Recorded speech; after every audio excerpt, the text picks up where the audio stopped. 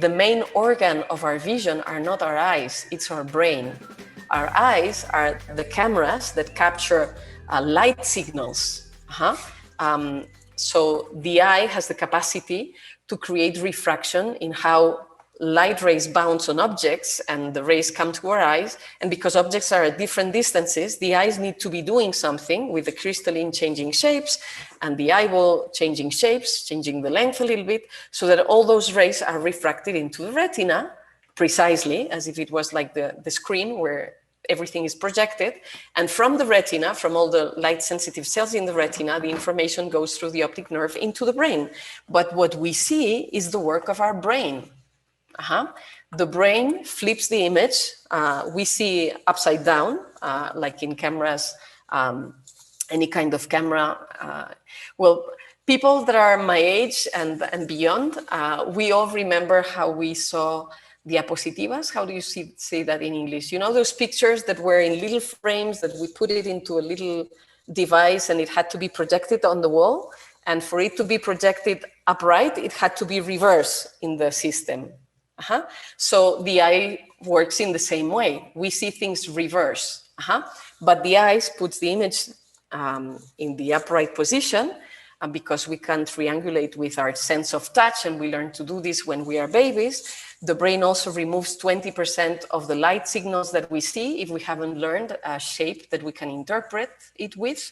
And so the brain connects the signals from the eyes with big archives of shapes that we have learned, experiences we've had, learnings, beliefs, norms, etc., etc., etc. So what we perceive, what we see is more connected to what we believe and what we have learned than the signals that we get from our eyes.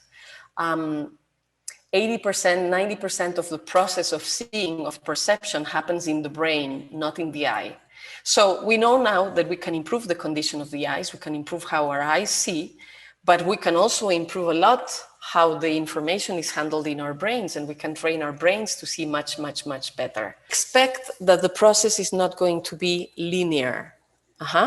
Like as soon as you decide that you want to improve your eyesight and that you start removing your glasses and that you start practicing, you're going to notice improvements. And you probably already have with the techniques.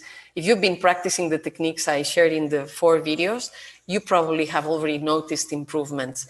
Now, the process is going to be like this. There will be times where you improve and then maybe you stagnate a little bit. Your body's doing adjustments, it's learning, and it's resting, it's integrating, or maybe something comes up in your life, or you are tired, or there's a stressful situation. So it may decrease a little bit again, and then it will improve again, and then it stagnates or it decreases a little bit again, and then it improves again. But the thing is that the tendency is going upwards.